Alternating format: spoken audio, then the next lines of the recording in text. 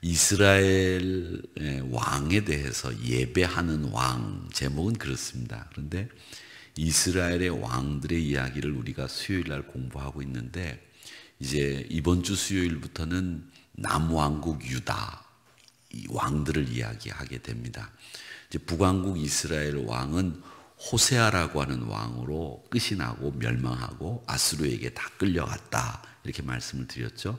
그래서 디글랏 빌레셀 3세라고 하는 사람에게 1차 바벨론 포로로 끌려가고, 그 다음에 살몬에셀이라고 하는 왕에 의해서 2차 바벨론 포로로 끌려가서 북왕국에 있는 10지파가 완전히 혼혈이 돼버리고 이 지파가 없어져 버렸다, 이렇게 말씀을 드렸습니다.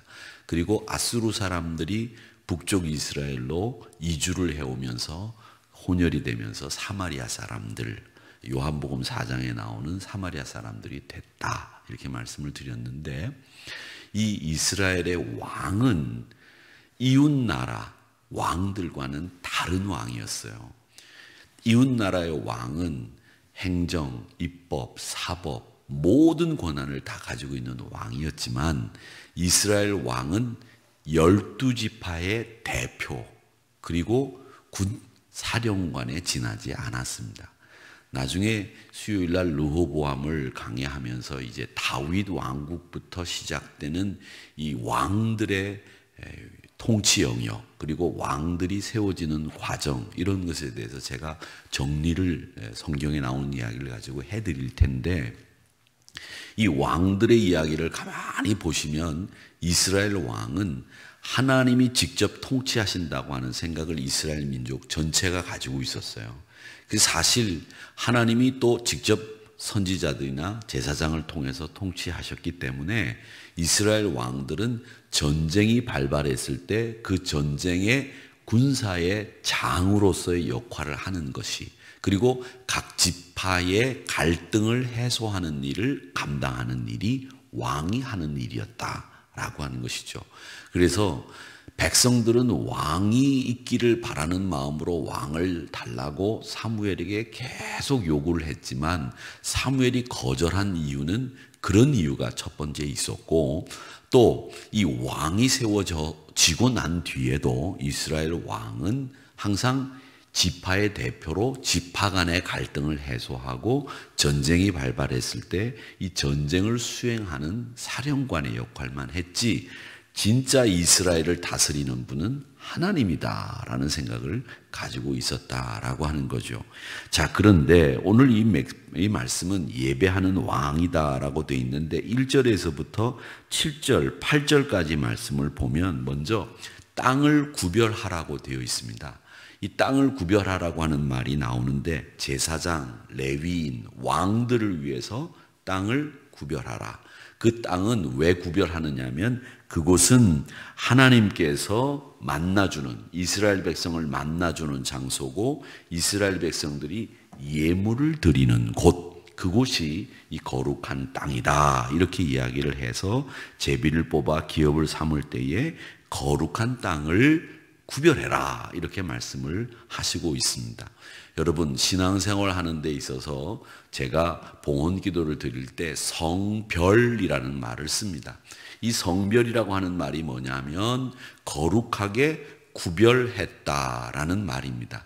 이 말이 성결이라는 말과 비슷해요. 그러니까 성결이라고 하는 말, 우리 교회 이름의 성결이라고 하는 말은 히브리어로 카데시라고 하는데, 그 카데시라고 하는 말은 거룩하게 구별했다라는 말입니다. 그러니까 성결이라는 말은 깨끗해진다라는 말보다는 우리가 거룩하게 구별이 되었다라는 말입니다. 그러니까 구별되는 게 보이잖아요. 여러분, 까만 강아지들이 많이 걸어가는데 거기에 한 마리가 하야면 그게 구별된 거죠.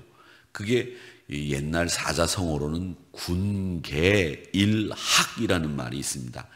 그냥 닭들이 막 가는데 그 닭 가운데 한 마리가 학이 탁 서 있는 거예요. 그 학이 얼마나 고고합니까? 멋지잖아요. 목도 길고, 알죠? 그렇죠? 목도 길고 다리도 길고 말이죠. 몸도 하얗고 말이죠. 고고하잖아요. 그렇게 닭들은 픽픽 그냥 막 부딪히면서 그 냄새도 나고 말이죠. 막 이리저리 그냥 막 먹이 찾아서 막 가는데 거기 혼자 학이 탁 서 있으면 멋있어요, 안 멋있어요? 멋있겠죠? 예, 멋있을 거예요. 여러분들이 하나님 앞에 성별되셔서 군계 일하기 되시기 바랍니다. 그렇게 되셔야 돼요. 많은 교인들이 있는데 뭐 찬양한다고 나와가지고 막 이쁜 옷 입고 막 드레스 입고 빨간 드레스 파란 드레스 막 여기다가 막 뻐쩍거리는 거 달고 나와서 아무리 노래를 해봐야 하늘에 계신 자들이 딱 나오면 눈이 거기 팍 꽂히는 거예요. 야, 우리 교인이구나. 우리 식구다.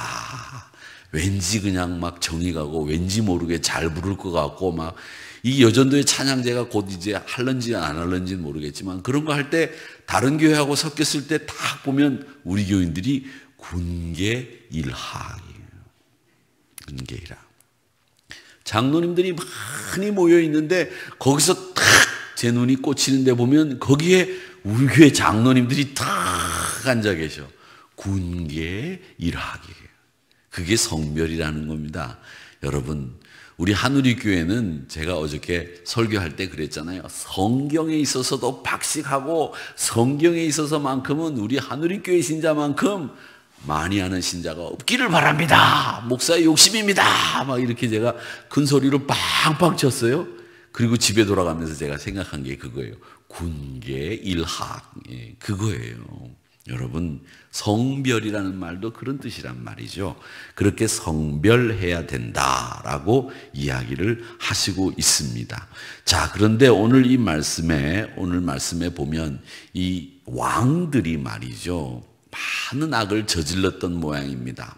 왕정시대에, 즉 사울 왕으로부터 시작을 해서 북왕국, 남왕국 그 왕들이 다 한결같이 악을 저질렀는데 그 악이 뭐냐? 여러분 잘 아시는 북이스라엘의 오므리 왕조의 아합 왕 같은 사람은 자기 왕궁 옆에 포도원이 하나 있어요. 그 포도원이 누구 땅이냐면 나봇이라는 사람 땅이에요. 그 땅은 이스라엘 사람들에게 있어서 그 땅은 하나님이 기업으로 주신 거기 때문에 사람이 취할 수 없어요. 빚을 져서 그 땅을 담보물로 제공했다고 하더라도 희년이 되면 돌려야 돼요. 원주인에게. 하나님이 정하신 경제 공평 원리는 모든 것은 원래 하나님이 기업으로 주신 것은 누구도 빼앗지도 갖지도 못한다입니다. 그러니까 왕도 그 땅이 하나님이 주신 기업이고 그 지파의 땅이기 때문에 심지어 그 지파의 땅을 그대로 역사를 흘려보내면서 시간이 지나도 그대로 그 지파의 땅을 유지하기 위해서 여자들이 남편이 죽어도 다른 지파로 개가하지 못하게 막았어요. 그게 형사 취수제도라고 하는 거예요. 그러니까 형이 죽으면 이 형수가 다른 지파로 개가를 가서 이 지파의 땅이 되는 걸 막기 위해서 동생이 형수를 데리고 산 거예요. 그리고 형수가 나중에 나이가 먹어서 혼자 돼가지고 과부라고 하죠. 혼자가 돼서 사는데 자식이 없어서 노후에 누구로부터 공양받을 수 없는 것을 염려해서 씨를 주는 일까지 있었다는 겁니다. 그래서 유다의 며느리 다말이 자기 남편이 죽고 난 뒤에 씨를 안 주니까 분장을 해가지고 몸을 파는 여자인 것처럼 꾸미고 양털을 깎는 축제 현장에 가서 시아버지의 씨를 받는 이야기가 나오잖아요. 성경에. 그런 이야기들이 나오는 것을 보면 이 땅이라고 하는 것은 하나님이 주신 것이라고 했고요. 히브리 말로 아마레츠라고 하는데 그건 뭐냐면 아마레츠라고 하는 말은 암이라는 말은 백성이라는 뜻이고요. 아마레츠라는 말은 아무것도 가지고 없는 사람이라는 뜻이에요. 빈민, 거지 이런 뜻인데 이스라엘 사람들은 이런 아마레츠를 먼저 대우하고 먼저 먹이고 먼저 그들에게 곡식 가운데 악위에 있는 귀퉁이에 있는 곡식은 그 사람 몫이다라고 정해놓은 거예요. 그래서 그 사람들 땅은 그 사람들 목도 땅은 없지만 있다 이렇게 생각을 했기 때문에 아무리 왕이라도 땅은 뺏는다 못 뺏는다는 거예요. 근데 그 아합이 그 땅을 뺏었어요. 이런 폭정과 억압을 이 왕들이 했다라는 거죠. 그런 폭정과 왕들이 억압을 저지른 것에 대해서 왕들은 마땅히 자기가 받아야 될 것들만 받고 왕들이 해야 될 일이 뭐냐? 그 왕들이 해야 될 일들을 이야기합니다. 16절, 17절 이 말씀이 보세요. 뭐라고 되어 있느냐면 16절에는 이 땅 모든 백성은 이 예물을 이스라엘의 군주에게 드리고 왕에게 드리고, 그러면 왕은 그걸 받아서 먹고 그 왕은 그것을 받아가지고 어떻게 하느냐? 자기가 취할 것은 취하고 뭘 해야 되느냐? 17절에 보면 군주의 본분이 나오죠. 군주의 본분은 번제, 소제, 전제를 명절과 초하루, 안식일, 이스라엘 족속의 모든 정한 명절에 갖추는 것이니 이스라엘 족속의 속죄를 하기 위해서 속죄제, 소제, 번제, 감사제물을 드려라. 제사장이 하는 일이죠. 근데 제사장이 하는 일은 하나님과 이스라엘 백성을 연결하는 제사를 드려요. 화목제물을 드리는 건데, 여기에 보면 가만히 보세요. 여기에 보면 화목제물은 없어요. 그건 뭐냐면 화목제물, 하나님과 이스라엘 백성들과의 사이에서 하나님과 이스라엘 백성들을 중개하고 화평케 하는 일은 누구만 하느냐 하면 제사장만 하는 거예요. 그리고 제사장을 대신해서 왕은 예배를 드릴 때 하나님 앞에 백성들의 죄를 위해서, 백성들의 죄를 용서받기 위해서 드리는 이 제물만 드리는데 화목제물만 빠져 있다는 거죠, 여기에.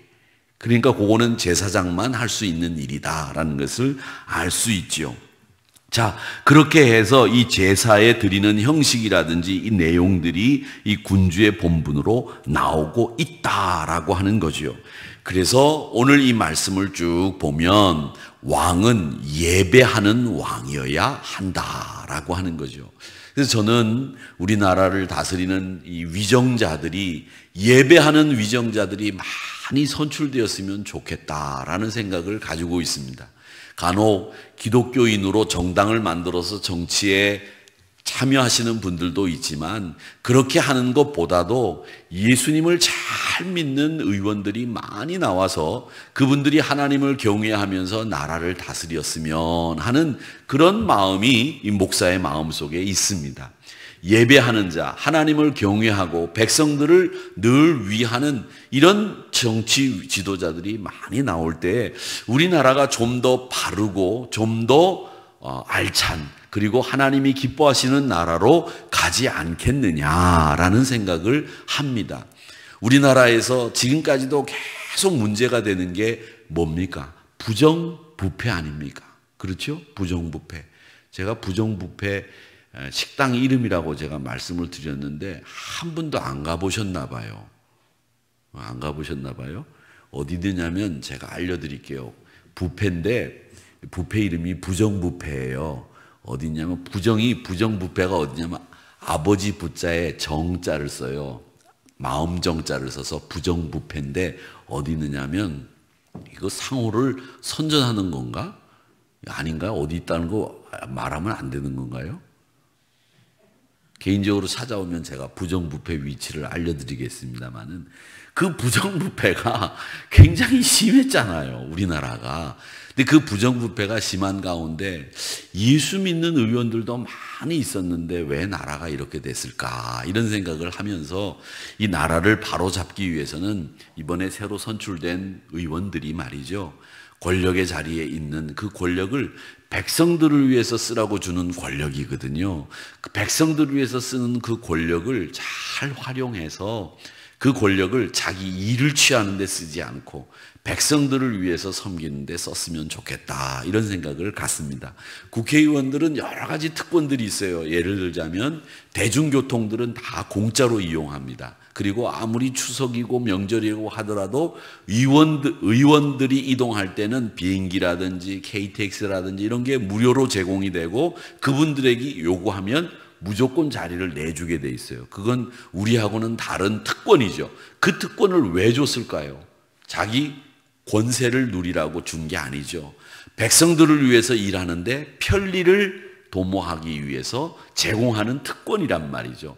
대통령을 비롯해서 이런 특권들을 가지고 있는데 우리가 솔선수범해서 이분들이 법을 지키고 솔선수범해서 또 좀 더 나아가서는 하나님을 경외하는 그런 의원들이 많아졌으면 좋겠다, 이런 생각을 해봅니다.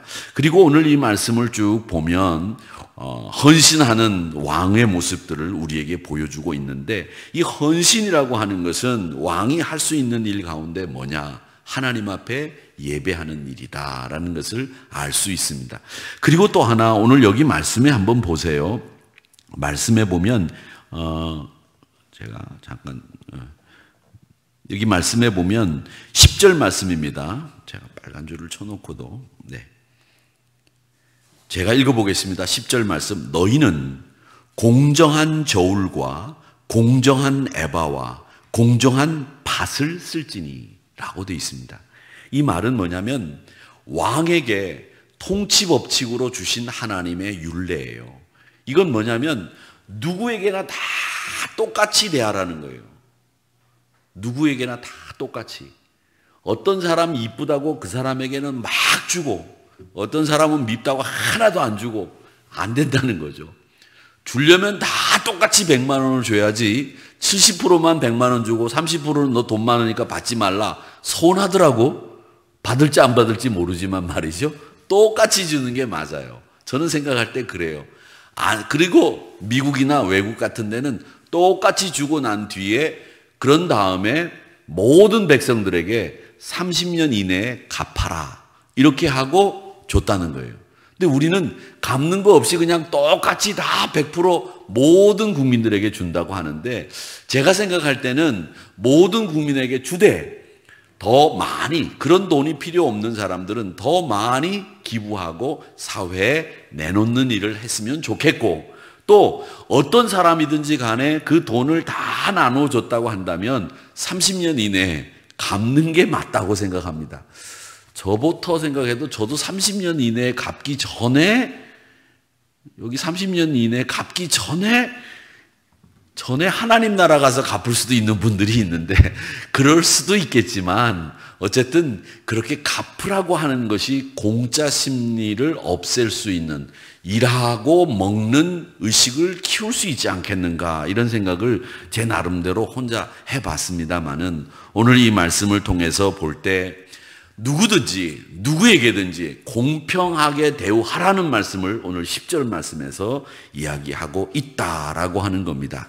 하나님은 어떤 분이시냐? 우리 하나님은요, 공동체를 향해서 가지고 있는 의무, 그 의무도 하나도 빼뜨리지 말고 다 완성하라는 겁니다. 우리가 나라를 향해서 가지고 있는 의무, 지방자치단체를 향해서 가지고 있는 의무도 감당하고, 하나님의 공동체, 하나님의 나라를 위한 의무도 감당하는 게 마땅하다. 이게 하나님의 가르침이에요. 그래서 하나님, 예수님 앞에, 우리가 하나님 앞에 헌금을 드리는 게 맞습니까? 아니면 가이사에게 헌금을 드리는 게 맞습니까? 그러니까 가이사의 것은 가이사에게, 하나님의 것은 하나님에게, 이렇게 말씀을 하셨는데, 그걸 가지고 잘못 이해하시는 분들이 많이 계시는데, 그 말씀은 뭐냐면 우리가 사회적으로 감당해야 될 의무도 감당해야 되고, 교회가 감당해야 될 교회에서의 의무도 감당해야 된다는 거예요. 그게 우리 신자들의 삶이다 라는 것을 예수님 말씀하신 거죠.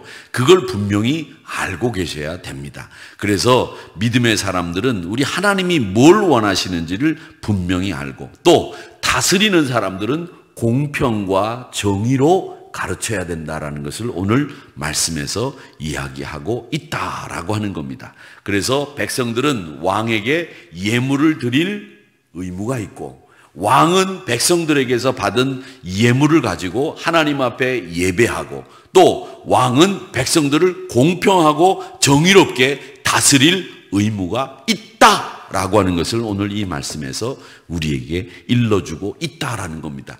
그러니까 오늘 이 말씀을 결론을 낸다면 미국에 있는 케네디 대통령이 한 말하고 똑같아요. 우리가 나라에게 뭘 달라고 하는 것보다 나라를 위해서 우리가 무엇을 할 것인지, 내가 뭘 할 건지, 나라에 의해서 내가 뭘 할 것인지를 생각하는, 나라를 위해서 뭘 할 것인지를 생각하는 백성들, 국민들이 돼야 된다라고 하는 말을 오늘 이 말씀의 교훈으로 받을 수 있겠다라는 생각을 해봤습니다.